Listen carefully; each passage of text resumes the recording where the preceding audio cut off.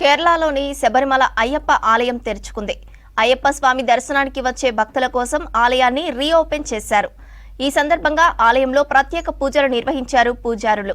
వార్షిక మండప పూజ, మకర విలక్కు పండగలకు ఏర్పాటు చేస్తున్నారు. ఇప్పటికే భక్తులు పెద్ద ఎత్తున అయ్యప్ప మాల వేసుకుంటున్నారు. జనవరిలో మకర జ్యోతి దర్శనం కోసం భక్తులు శబరిమల వెళ్లనున్నారు. దీనికోసం అన్ని రాష్ట్రాల నుంచి ప్రత్యేక రైళ్లు ఏర్పాటు చేస్తోంది రైల్వే శాఖ.